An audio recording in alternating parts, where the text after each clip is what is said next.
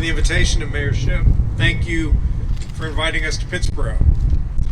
When I took office as Attorney General, I took an oath to protect the people of North Carolina and this state. And that includes protecting the air that we breathe and the water that we drink. When you turn on a faucet at home, you should never have to worry, is that water going to make your loved one sick? You shouldn't have to worry about giving your kids a bath in the bathtub. You should never doubt whether that water is clean. And while I appreciate the town of Pittsburgh's initiative, you shouldn't have to bring water jugs and water bottles to a collection agency to get specially treated water. That is not what we want for the people of North Carolina.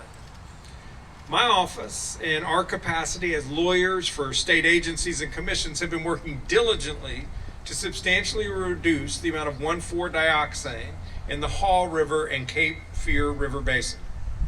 We are supporting the Department of Environmental Quality's efforts to address contamination, monitor 1,4-dioxane, and determine the appropriate permit conditions and discharge limits for municipal wastewater treatment facilities and the companies that are the sources of these chemicals. We are working with the Environmental Management Commission to develop new, stricter regulations to protect against 1,4-dioxane. The health effects of 1,4-dioxane contaminations are serious, but this issue can and must be addressed. Our legislature, local government leaders, public health experts, and importantly, industry leaders have to work together. Corporations have a responsibility to come to the table and work with us to protect people's health. If they are irresponsible, if they break the law, and if they put North Carolinians' health at risk, we will not hesitate to take action. We've already made encouraging progress when it comes to PFAS contamination.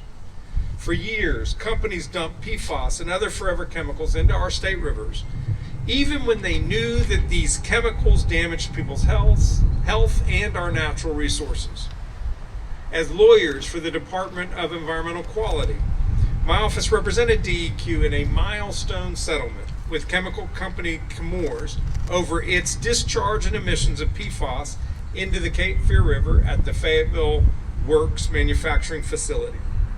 The settlement imposed the largest environmental fine in state history, prevents Chemours from discharging unlawfully Gen X and other PFAS compounds into the Cape Fear River, requires the company to install state-of-the-art technology at the Fayetteville Works facility to prevent further PFAS emissions into the air, and fourth, requires the company to contain and clean up the contaminated groundwater near the Chemours facility.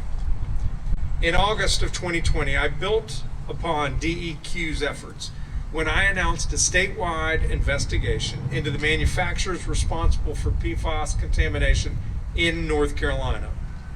In October of 2020, I announced my first lawsuit against Chemours and DuPont to force them to clean up the PFAS pollution they created. And since that time, I've filed 6 additional lawsuits against DuPont, 3M, and a dozen other companies that manufactured AFFF, the firefighting foam that contains PFAS.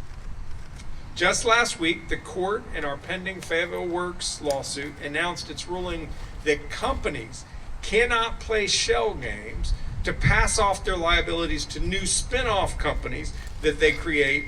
They remain accountable to the people of North Carolina.